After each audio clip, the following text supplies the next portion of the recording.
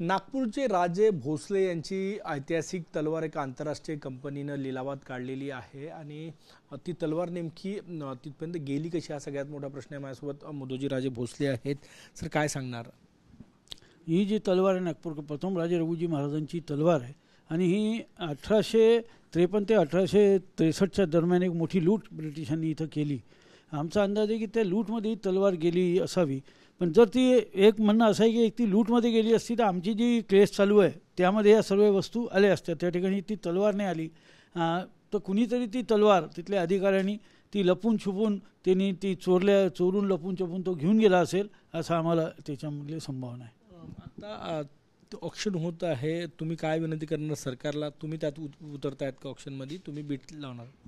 आम्ही सरकारला एक पत्र देतो आहे की त्यांनी ऑक्शनचा एक रेट ठेवला आहे त्याच किमतीमध्ये सरकारने तिथं हस्तक्षेप करून ती घ्यावी। त्यासाठी आम्ही त्यांना जी बेत हे राहील ती आम्ही द्यायला तयार आहे।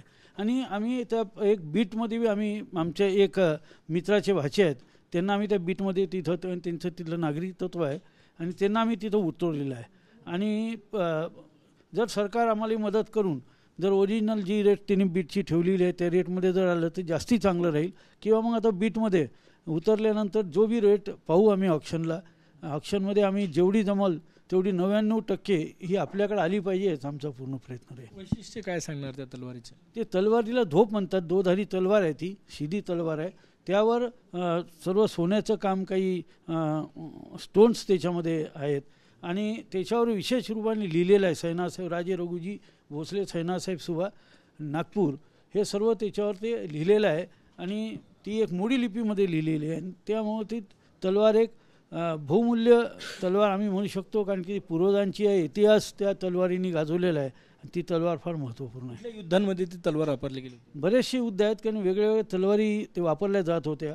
त्यामध्ये काही युद्धामध्ये त्या तलवार वापरल्या गेलेली आमचा असा एक मानस आहे की बहुतेक बंगालच्या याच्यामध्ये ती तलवार वापरल्या गेली। बंगालचा एक मोठा दिग्विजय होता आणि म्हणूनच मग ती वापरल्यानंतर तिला ती जतन एक आठवण म्हणून ती ठेवण्यात आली असावी असं आमचं हे आहे। का आमच्याकडे बी एक तलवार आहे, ती बी धोपच आहे प्रथम रघुजी महाराजाची।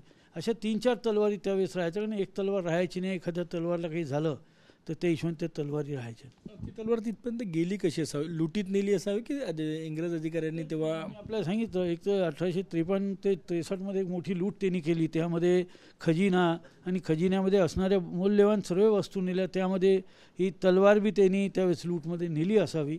पण एकीकडे असं आहे की लूटमध्ये नेली असेल तर ती आम्हाला माहिती असते आणि एकीकडे कुणी तिला चोरून त्यांच्या अधिकाऱ्यांनी नेली या लपवून छपवून त्यांनी नेली आणि काही कालांतराने मग तिच्या परिवाराने ती विकली आणि ते फिरून त्या म्युझियम त्या ह्याच्यामध्ये आलेली आहे। कारण ते एक वर्ल्डची एक फेमस ती सोव्हिएट ती कंपनी आहे आणि ते हमेशा अशा प्रकारचे अँटिक ह्याचं ते लिलाव करत असतात।